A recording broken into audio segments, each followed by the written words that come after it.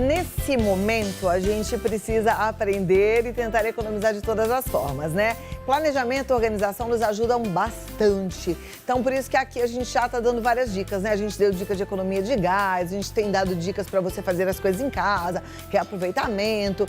E teve um outro fator que aconteceu no ano passado, com a pandemia, com o isolamento social provocado pela quarentena, foi a quantidade de pessoas querendo reformar ou construir. O mercado imobiliário deu até uma aquecida, né? Agora, nem todo mundo levou a ideia para frente, muitas vezes por falta de planejamento. Por isso é que eu te falo, antes de começar um negócio, precisa pensar, precisa planejar, precisa fazer orçamento. Se você quer construir ou reformar, mas não sabe por onde começar e não quer correr o risco de começar e parar, presta atenção, porque agora eu vou conversar com a arquiteta Patrícia Moreno, que é expert em gerenciamento de obras e tem dicas para nos ajudar nessa missão. Ela está via Skype. Seja bem-vinda, Patrícia. Como vai? Tudo bem? Boa tarde. Tudo jóia. Patrícia, boa tarde. Você vê que o mercado deu aquela aquecida, mas a gente sabe que muita gente também começou e parou e não conseguiu levar adiante, né? Como é que a gente começa uma obra para ter menos dor de cabeça possível? Planejamento. Precisa ter planejamento, de preferência ter um profissional acompanhando tudo isso, que vai fazer o planejamento desde o orçamento total dessa obra e acompanhar para que todas as etapas sejam cumpridas para conseguir ter a finalização disso tudo. A gente tem uma sensação, que não está habituado a contratar um arquiteto, de que arquiteto é objeto de luxo. Arquiteto é sonho de consumo e a gente pensa muitas vezes que contratar um arquiteto significa encarecer uma obra. Isso é verdade? Negativo. Na verdade, o custo do arquiteto ele é muito menor do que todo o prejuízo que você com certeza vai ter sem o acompanhamento de um profissional. Porque o profissional de arquitetura, ele está acostumado a viabilizar as coisas com o menor custo possível, tendo o melhor resultado que a gente pode ter daquele espaço, para aquela situação, né, para aquele ambiente. Então, com certeza absoluta, o custo do arquiteto vai ser muito menor do que o desperdício de dinheiro, de tempo e até estresse emocional que você vai ter dentro de uma obra, seja de um ambiente ou de uma grande obra.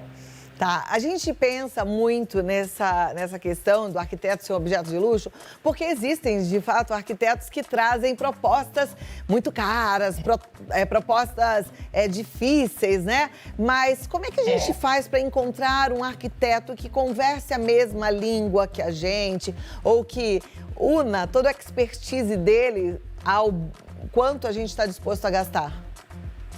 Eu acho que hoje isso já é uma coisa menos corriqueira. Eu acho que hoje os arquitetos já estão voltados para a situação atual, para atender o cliente dentro das possibilidades dele, sem luxos extravagantes, porque não é o luxo ou o quanto custa aquele ambiente que vai fazer aquele ambiente ser melhor ou pior, né? Na verdade, aquele ambiente ele precisa ser bem planejado e principalmente atender as necessidades daquele cliente. O que o cliente quer ter naquele momento, de funcionalidade, de conforto, de aconchego, precisa atender na sua totalidade.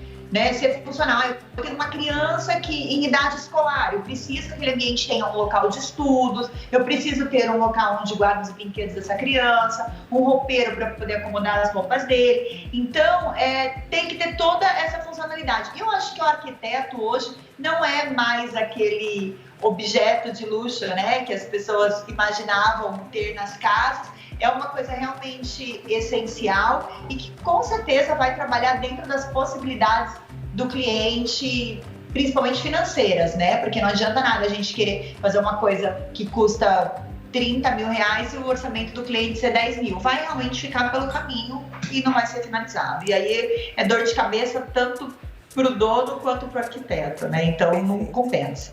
Você falou bastante de planejamento, né? Como é que é o ponto de partida? O que a gente coloca nesse planejamento? Quais são os pontos que a gente precisa considerar na hora de planejar uma obra?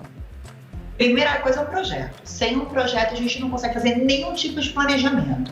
Então, se a gente tiver um projeto, se puder ter um projeto em 3D, para a gente conseguir visualizar os detalhes de tudo, melhor ainda. A gente precisa ter um projeto 3D. Desse projeto 3D são retirados os projetos técnicos, que são projetos que vão para o marceneiro, para o pintor, para o pedreiro, onde tem tudo especificado. Com tudo especificado, a gente consegue fazer orçamento de cada pedaço desse projeto, de cada pedaço desse ambiente, dessa obra, e aí sim nós teremos uma planilha financeira onde constam todos os valores de cada item desse ambiente para o cliente aprovar e a gente conseguir seguir adiante.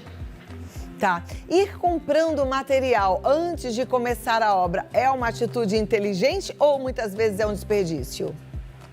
Depende da obra. Quando a gente fala de arquitetura de interiores, quando a gente vai fazer somente dentro do ambiente, não tem essa necessidade, porque nós vamos contratar o marceneiro que vai comprar a madeira e ele mesmo vai produzir, então, e por aí vai. Quando nós falamos de obra, geralmente, uma construção do chão, geralmente nós comprávamos tudo conforme fosse precisando. Com a pandemia, nós tivemos uma diferença de comportamento, sim. Por quê? Porque os materiais eles estão subindo quase que diariamente. E isso já faz muito tempo que acontece, desde o início da pandemia. Então, por exemplo, nós vamos construir uma casa do zero do chão. Eu já compro o máximo de ferros que eu posso para fazer a estrutura, para levantar essa casa, para conseguir, primeiro, uma negociação melhor pelo volume de ferro e depois para segurar o preço da ferragem do aço que tem subido constantemente. Mas tem coisas que também não dá pra gente comprar com antecedência, né? Não tem como estocar cimento por muito tempo e por aí vai, porque acaba perdendo. Perfeito. A gente tem mais coisas para conversar, me dá 2 minutinhos, vou dar um recado e a gente continua, tá bom? Entendendo sobre gerenciamento de obras. Gente, obra já dá dor de cabeça, imagina com má gestão. Aí a coisa fica pior, né? Por isso que a gente precisa de profissionais bons junto com a gente. Agora vamos continuar aqui com a Patrícia. A Patrícia Moreno é arquiteta, a gente está falando sobre obras, ela que faz gestão de obras, né? Planejamento de obras, tá nos ajudando aí com algumas dicas. Tem algo que seja muito corriqueiro, que as pessoas façam, que você quando vê fica assim desesperada querendo dar uma ajuda, Patrícia? Na verdade, a aplicação de materiais, né? Não conseguir conciliar os materiais. Uma coisa que nem a gente está falando, arquiteto é objeto de luxo, né? Hoje, na verdade, o nosso ponto de vista é pelo resultado final. Então, assim, existem diversos, por exemplo, eu vou colocar um piso na minha casa branco que imita um mármore calacata. Existe esse piso desde R$60 até R$1.000 o metro quadrado. Então, se você souber escolher, souber aplicar esse material, você não precisa colocar um piso de R$900, você pode colocar um de 100. O resultado final vai ser o mesmo. Então, para isso, nessa situação é muito importante ter um profissional que está acostumado a fazer isso diariamente e que para ele isso é corriqueiro, né? Então ele vê aquele material e ele sabe que não precisa ser... Se você colocar um do lado do outro, talvez até você veja a diferença. Mas a hora que ele está aplicado, ele é a mesma coisa, ele dá o mesmo resultado final, entendeu? E isso serve para toda a obra, na marcenaria, nas pedras, nas bancadas de cozinha, de banheiro, tudo. Então, se você tiver um profissional experiente, que faz a administração de obras, ou que é acostumado a especificar materiais, ele vai saber te orientar a colocar um material de boa qualidade, porém com um custo-benefício excelente, que você vai ter um resultado ótimo, uma mercadoria, um produto de excelente qualidade e com o resultado final que você quer, né? Mas eu acho assim, com essa pandemia, as pessoas estão sentindo muita necessidade de ter os seus ambientes modificados, de trazer o home office para dentro de casa, e crianças estudando dentro de casa também, às vezes estão na mesa de jantar, né, adaptados do jeito que cada um está conseguindo se virar. Se as pessoas não podem também contratar um profissional, alguma coisa assim, eu acho assim, trocar a cor da parede, trocar um estofado, trocar o tecido do sofá, trocar um lustre, que é uma coisa fácil de se fazer dentro de casa. eu acho que já deixa um ambiente aconchegante, já traz um conforto assim, para as pessoas nesse momento tão difícil que todo mundo está vivendo e já traz um visual renovado. Tá joia, boa dica. Obrigada, Patrícia Moreno, vou passar seus contatos aqui. Olha lá, gente, Patrícia Moreno no Instagram, segue lá para ter mais informações. Mas foi o que ela disse, num momento como esse, uma pinceladinha ali já dá um toque de aconchego para casa, né? Veja as suas possibilidades e não abandone o seu lar.